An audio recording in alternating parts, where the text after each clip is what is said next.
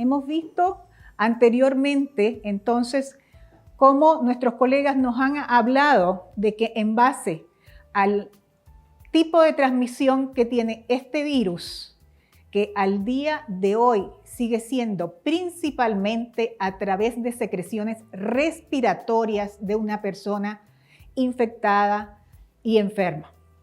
Las secreciones son las que en últimas nos van a contaminar, a infectar y a enfermar. Esas secreciones de un paciente infectado pueden llegarnos directamente a nuestras mucosas orales, nasales y conjuntivales si estamos a menos de 1 metro de una persona infectada que tenga esta enfermedad. Pero también podemos llevar a nuestras mucosas con las manos después de tocar superficies contaminadas. Y es en este último punto donde vamos a enfocarnos en esta parte de este curso de la AGI. Es muy importante tener claro ese principio de la transmisión del virus, de manera que nosotros, el personal de salud, sepamos muy bien cómo protegernos y prevenir la infección. Entonces, ¿de qué estamos hablando? De este SARS coronavirus 2, como ha sido llamado, que de acuerdo en general a las características que tenga, va a cumplir una función muy importante, el ambiente en la cadena de transmisión.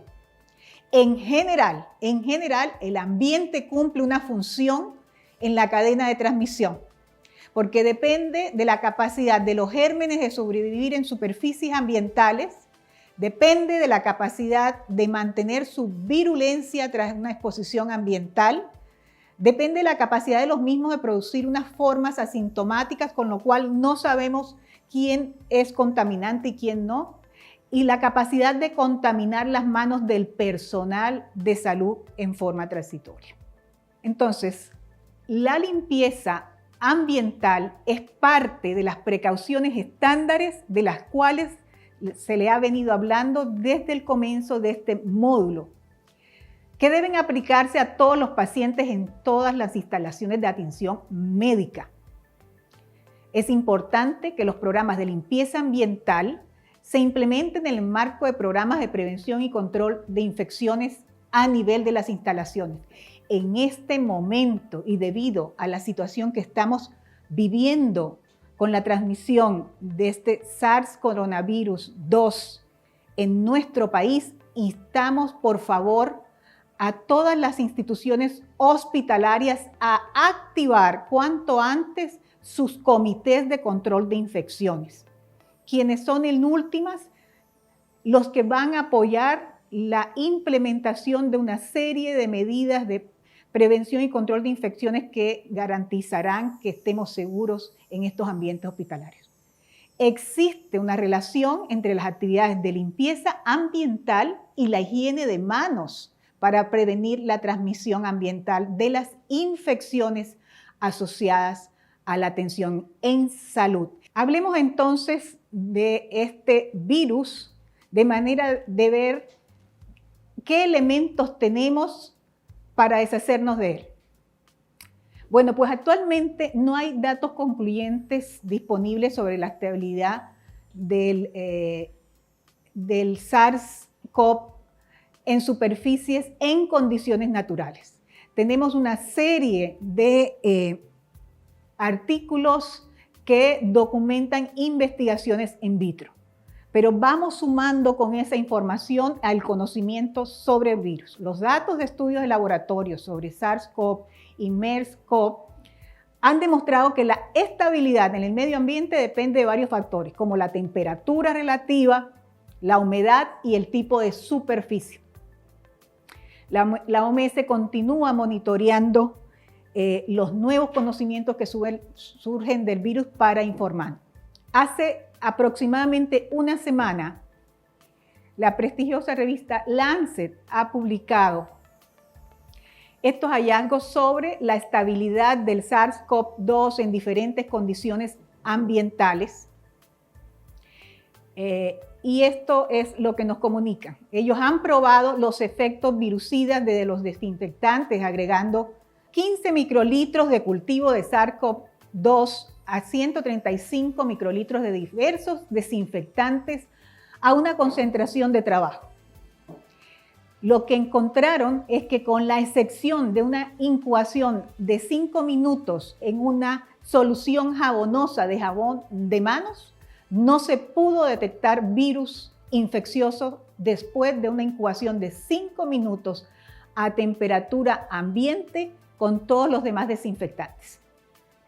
Además, también encontramos que el SARS-CoV-2 es extremadamente estable en un amplio rango de valores de pH a temperatura ambiente. Y que en general esto lo hace altamente estable en un ambiente favorable. Les recuerdo que esto es un estudio in vitro. Lo más importante que hay que tener en cuenta aquí es que todos los hallazgos nos indican que este virus es también muy susceptible a los métodos estándar de desinfección. Esto es muy importante de tenerlo en cuenta. El saber que los métodos estándares de desinfección bien implementados eliminan este virus. Los desinfectantes más comunes pueden fácilmente inactivar este virus porque es un virus realmente que se encuentra que es un virus lábil, es un virus monocatenario que tiene una envoltura glicoproteica a la cual fácilmente los detergentes y desinfectantes pueden destruir. Es un virus, vuelvo y repito, relativamente lábil a la limpieza y desinfección.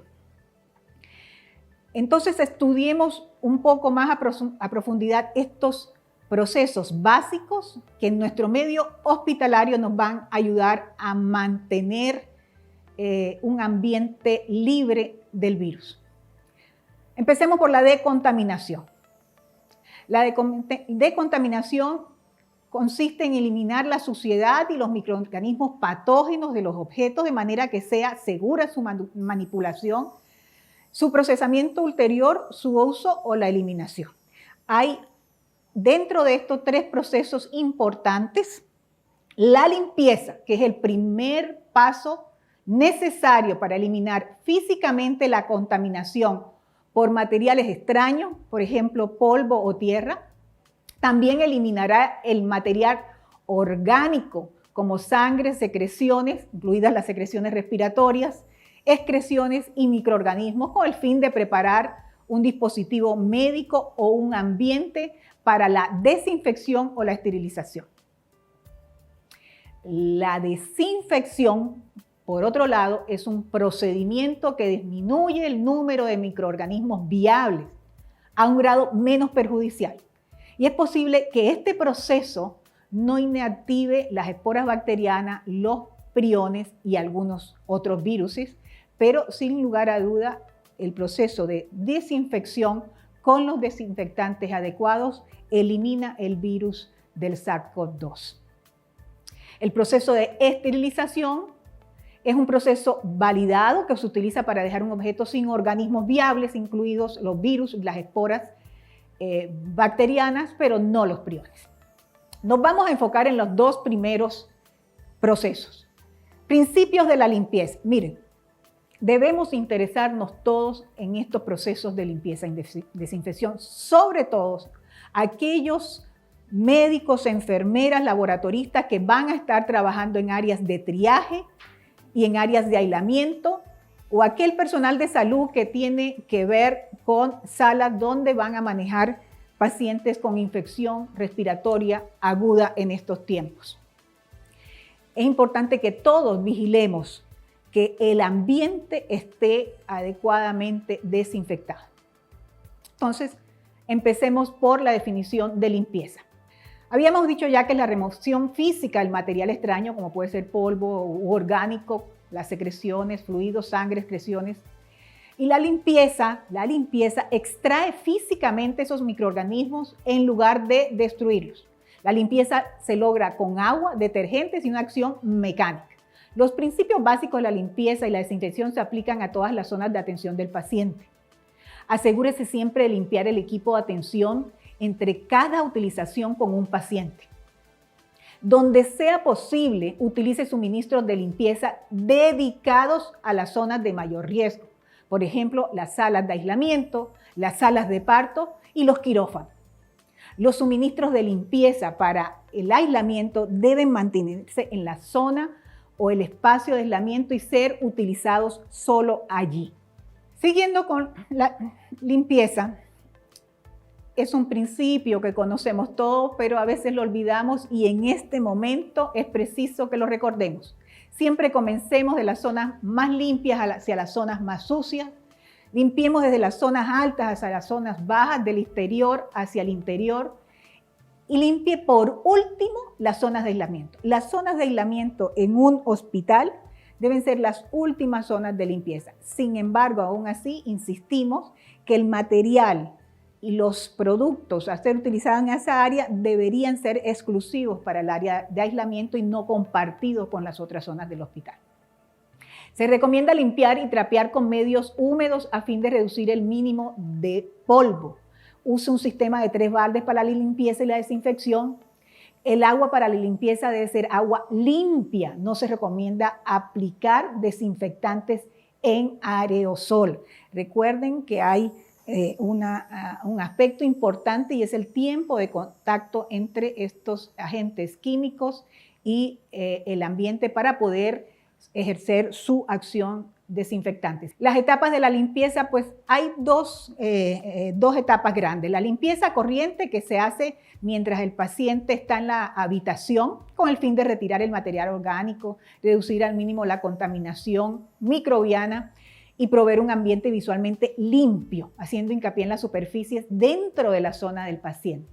Entonces, como vemos en esta diapositiva, es sumamente importante la evaluación de esta limpieza, que existan los suministros adecuados.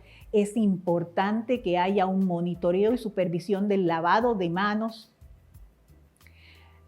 La limpieza, como lo hemos dicho, de esa zona del paciente, la eliminación de los residuos contaminados y la higiene de manos nuevamente al final del proceso. La limpieza terminal es muy parecida, solo que es más a profundidad y se hace cuando ya el paciente es dado de alta o se traslada. Incluye todo lo que hemos mencionado antes y se hace con el fin de garantizar que no se transfiera ningún microorganismo al siguiente paciente. El énfasis aquí es hacer en estos tiempos de coronavirus unas buenas limpiezas terminales para evitar contaminación de pacientes nuevos. Dentro de las mejores prácticas de la limpieza ambiental y ya específicamente ahora hablando de las áreas de aislamiento, que es donde implementamos estas precauciones basadas en transmisión, decimos que ya dijimos antes que estas áreas deben ser limpiadas después de todas las otras áreas. Sin aislamiento, cambie los suministros y equipos de limpieza ambiental, incluido el equipo de protección personal, directamente después de limpiarlo. En las zonas de aislamiento, si los recursos lo permiten, dedicar suministros y equipos a esas áreas. Publique el tipo de precaución y procedimientos requeridos, incluido el equipo de protección personal. En señalización visible fuera del área de aislamiento, asegurando que estas indicaciones sean entendidas por el personal de limpieza. No traiga carros de limpieza al área, manténgalos en la puerta y traiga solo los suministros necesarios para la limpieza. Siguiente. Aumente la frecuencia de la limpieza por parte del personal de mantenimiento en las zonas de atención a los pacientes en general y en las zonas de aislamiento, como dijimos antes, colocar sus propios insumos. Todos los desechos que se generan en una zona de aislamiento se consideran contaminados y deben eliminarse siguiendo los protocolos del establecimiento para los desechos contaminados. En el caso específico de COVID es importante asegurar la limpieza ambiental, lo enfatizamos, y los procedimientos de desinfección se siguen de manera consistente, asegurar que se sigan de manera consistente y correctamente, limpiar a fondo las superficies ambientales con agua y detergente, aplicación a nivel hospitalario de uso de desinfectantes de uso común como el hipoclorito de sodio son efectivos y estos procedimientos usando hipoclorito de sodio son suficientes para eliminar el virus. Dispositivos y equipos médicos, la lavandería, los utensilios de servicio de alimentos, los desechos médicos deben ser gestionados de acuerdo a procedimientos de rutina de limpieza y desinfección del hospital, con mayor énfasis que nunca. Siguiente, por favor. El equipo debe ser desechable o dedicado, por ejemplo, estetoscopios, manguitos de presión arterial, termómetro. Estamos hablando de los equipos del área de aislamiento o el área donde tenemos pacientes COVID diagnosticados con COVID-19. Si el equipo necesita ser compartido entre pacientes, en el área de aislamiento, limpiarlo y desinfectarlo entre usos para cada paciente individual, por ejemplo, usando alcohol etílico al 70%. Hay que limpiar y desinfectar rutinariamente las superficies con las que el paciente está en contacto. Esta fotografía ilustra las áreas denominadas de alto contacto y es una habitación en posiblemente una unidad de cuidados intensivos. Entonces pueden ver ustedes cómo la cabecera del paciente, la mesilla donde se coloca la alimentación y muchas veces el medicamento son áreas de alto contacto y por ende de alto riesgo. Siguiente. Esta tabla resume las mejores prácticas de limpieza ambiental en las áreas de precauciones basadas en la transmisión o áreas de aislamiento. Entonces se dice que en las áreas donde se implementan precauciones por transmisión aérea, como puede ser las unidades de cuidados intensivos donde se están manejando pacientes COVID positivos, se deberían limpiar al menos una vez al día, diariamente o cada 24 horas, tener un supervisor dedicado que establezca estos esquemas de limpieza y hacer una limpieza más amplia después de transferir o dar alta al paciente siguiente.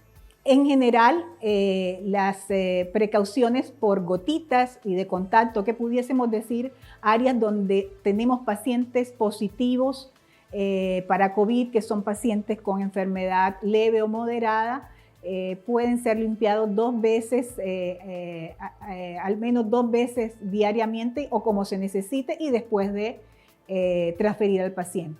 La ropa sucia, rápidamente. El uso del equipo de protección personal en función de riesgo cuando manipula la ropa usada o sucia. Manipule la ropa sucia con un mínimo de agitación a fin de evitar la contaminación. Coloque la ropa sucia en bolsas o recipientes en lugar de la atención. Cuando la ropa esté excesivamente sucia, hay que retirar esa suciedad prominente como vómitos, por ejemplo, o heces, con una mano enguantada, con un objeto plano, firme. Hay que eliminar el material sólido en el inodoro y desechar la toalla en la basura y colocar la ropa sucia en un recipiente hermético, claramente roturado, por ejemplo, una bolsa y contenedor cerrado. Siempre acuérdense en las bolsas rojas de bioseguridad. Y por último, los procedimientos de gestión de desechos. La primera premisa es que se debe generar el mínimo de productos de desechos dentro del área de aislamiento. Todos los desechos del área de aislamiento son considerados contaminantes e infecciosos y por lo tanto se tienen que recoger en las bolsas rojas de bioseguridad, ser transportados con los respectivos cuidados, manejados según los protocolos de almacenamiento, tratados y eliminados adecuadamente. En muchas partes, en muchos países, este trabajo se terciariza. Es importante que en este momento estén muy claros los procedimientos de estas compañías que hacen el procedimiento de gestión de desechos. Insistimos en la limpieza meticulosa de la superficie del entorno con agua y detergente, aplicando desinfectantes de grado hospitalario de uso común.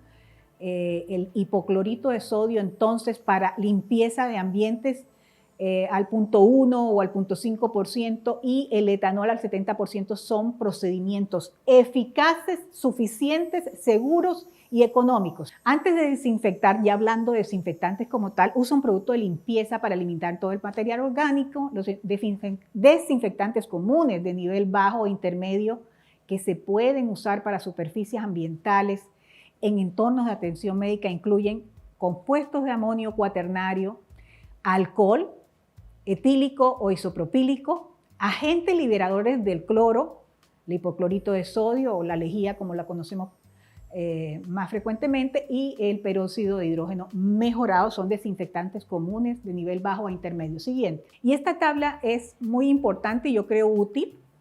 Es específicamente de las diluciones efectivas del hipoclorito de sodio. Entonces hemos dicho que hipoclorito de sodio al 5%. Si esta es la manera comercial como viene, porque puede venir también a 3.5, pero si conseguimos hipoclorito de sodio al 5%, esto es perfecto para la desinfección de ambientes y se debe tener una concentración final de 0.1%, que es una parte de cloro con 49 partes de agua o 20 mililitros de cloro con 1 litro de agua.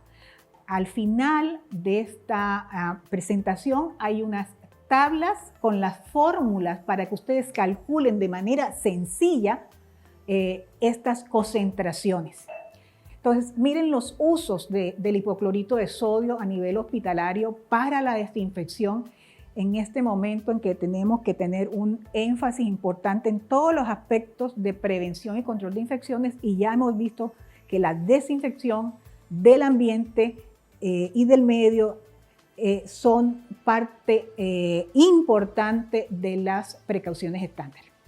Entonces, se usa en desinfección de ambientes, en desinfección de ropas y manos, desinfección de cubetas de limpieza, el alcohol gel para la higiene de las manos se recomienda al 70%. Hay que ver que muchas presentaciones hoy en día las encontramos que no vienen especificando las concentraciones. Ojo con eso, porque no sabemos qué nos estamos poniendo en las manos. Los fabricantes deben poner la concentración de etanol o alcohol isopropílico que viene en el empaque para higiene de manos. Y luego la solución de alcohol líquido para desinfección de pequeñas superficies, incluso de pequeños objetos, etanol 62 al 70%. Algunas consideraciones de los desinfectantes que hoy en día los tenemos a la mano y que son los que más estamos usando. El cloro o hipoclorito, no olviden, la consideración es que es corrosivo para metales. Tienen que tener en cuenta eso en la limpieza ambiental en el hospital. El alcohol al 60-80% puede causar daño a los tubos de plástico, silicona, caucho y deteriorar pegamentos o gomas. Muy importante tener en cuenta esto, sobre todo en unidades de cuidados intensivos donde tenemos una serie de dispositivos con estos materiales. Pero el alcohol al 60-80% es bueno para desinfectar pequeños equipos o dispositivos que pueden ser sumergidos, como estetoscopios y termómetros. Estas son las fórmulas para calcular las concentraciones que nos queden efectivamente desinfectantes, soluciones de cloro. Vamos a ver solo un ejemplo rápidamente.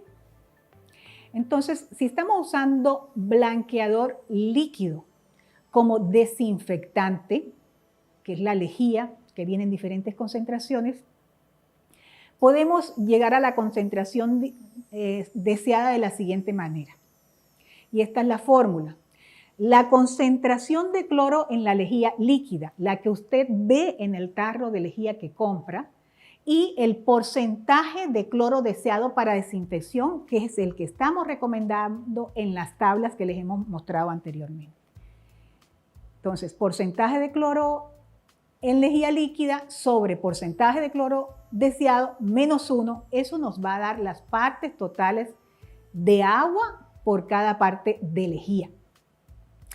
Ejemplo, para hacer una solución de cloro al 0.5%, a partir de un tanque de cloro que viene comercialmente al 3.5%, un tanque o un frasco de blanqueador comercial, entonces dividimos 3.5 sobre 0.5, que es la concentración a la que queremos llegar, menos 1, esto nos da 6 partes de agua por cada parte de cloro. Por tanto, debe agregar una parte de lejía al 3.5% que viene en la botella a 6 partes de agua para obtener una solución de cloro al 0.5%, que es la que recomendamos para la desinfección ambiental. Y como tenemos otros ejemplos que le estamos dejando en este material que ustedes pueden revisar después con tranquilidad en sus casas una vez que la AGEI ponga disponible este curso en línea. Estos son ejemplos por si lo usa en polvo o si va a hacer una dilución de una solución más concentrada de cloro a otra menos concentrada. Esto lo pueden ver ustedes con total tranquilidad en sus casas cuando tengan disponible el curso en línea. Y estas tablas finales que les compartimos sencillamente nos comparan algunos desinfectantes más comúnmente usados, por ejemplo, los desinfectantes de bajo nivel como el amonio cuaternario, que también tiene una actividad virucida, dice que en virus envuelto, y este es un virus envuelto, tiene muchas ventajas, como que puede ser usado en superficies que entran en contacto con alimentos, no es corrosivo, pero tiene una serie de desventajas como la toxicidad, es irritante a la piel, su espectro germicida es bastante pequeño, etcétera. Tiene una serie de desventajas en comparación con otros desinfectantes como por ejemplo el alcohol al 60-80%, que también es un desinfectante de nivel intermedio con actividad también virucida, en este caso que nos interesa. Tiene muchísimas ventajas el alcohol al 60-80%. Es un buen desinfectante para pequeños equipos o dispositivos que pueden ser sumergidos en él. Es de bajo costo, no es corrosivo, no deja residuos. Entonces tiene una serie de ventajas que realmente sobrepasa las desventajas que pueda tener desinfectante. Las desventajas, por supuesto, hay que tenerlas en cuenta, como por ejemplo que se evapora rápidamente y por eso no nos sirve el alcohol líquido para desinfectar manos y rápidamente les digo, por eso el alcohol gel viene con glicerina, ¿no? Para aumentar el tiempo de contacto con la piel y poder tener su acción aséptica en la piel humana. Fuera de ello, al estar glicerinado, nos protege la piel de que se reseque. El alcohol líquido, fuera de que se evapora rápidamente en las manos, reseca las manos. Cuando tenemos que limpiarnos frecuentemente con alcohol líquido y están resecas, se nos pueden hacer pequeñas microcortadas que son puerta abierta de los gérmenes y por eso no lo recomendamos para asepsia de manos líquidos, sino como alcohol gel, para aumentar su tiempo de contacto y para evitar el resecamiento de las manos. Y por último, el otro desinfectante de nivel intermedio es el que hemos estado hablando, que son los agentes liberadores de cloro. Los más comunes y conocidos son el hipoclorito de sodio, el hipoclorito de calcio, que vienen en las presentaciones de lejía o de blanqueador común, que tienen todos actividad virucida, bactericida, etcétera. Nos interesa en este caso la actividad virucida. Tiene las ventajas de su amplio espectro, su rápida acción, no es inflamable, el bajo costo. Las soluciones de hipoclorito de sodio se consiguen en cualquier lado a muy bajo costo y tenemos que pensar áreas, hospitales, donde los recursos pueden ser una limitante. Este desinfectante es una muy buena opción. Sin embargo, hay que tener en cuenta siempre el uso adecuado de estos desinfectantes, ya que si no se utilizan adecuadamente, pueden liberar vapores tóxicos, por ejemplo, si se mezclan con otras cosas. Por favor, no combinen las soluciones de cloro con otras cosas, especialmente ácidos o amonios, porque pueden liberar gases que son tóxicos. Igual hay que manejarlos protegidamente porque pueden dañar la piel intacta, el cloro, por eso se utiliza con guantes de goma, etc. Hay que tener en cuenta todas estas desventajas, pero pensamos que es una muy buena opción en las instituciones hospitalarias de pocos recursos. Por último, estos productos no se utilizan para desinfección de superficies ambientales ni para equipo de paciente no crítico. Hablamos de agentes esterilizantes o de alto nivel de desinfección como el glutaraldehído, el ácido paracético. Tampoco se utilizan en desinfección ambiental soluciones antisépticas como la clorexidina o los iodóforos, y no utilizamos fenoles debido a su alta toxicidad. No utilizamos fenoles para desinfección ambiental debido a su alta toxicidad. Aquí tienen una serie de referencias en las cuales se fundamenta esta presentación que desde la Organización Panamericana de la Salud, Organización Mundial de la Salud, les compartimos en el marco de este curso de la Asociación Guatemalteca de Enfermedades Infecciosas. Están todas a su disposición en línea. Hay una serie de documentos de particular utilidad, son los documentos de preguntas y respuestas. Gracias.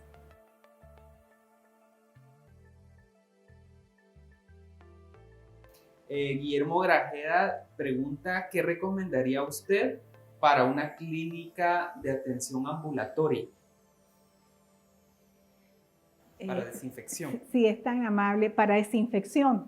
Sí. Bueno, como agente de desinfectante hemos mencionado mucho las bondades de las soluciones derivadas del cloro, hipoclorito de sodio principalmente, y hemos explicado por qué teniendo disponibles otros desinfectantes de bajo y mediano nivel, sobre todo de mediano nivel como lo es el cloro, preferimos el cloro en la condición actual porque es un elemento que está fácilmente disponible y sobre todo por su economía.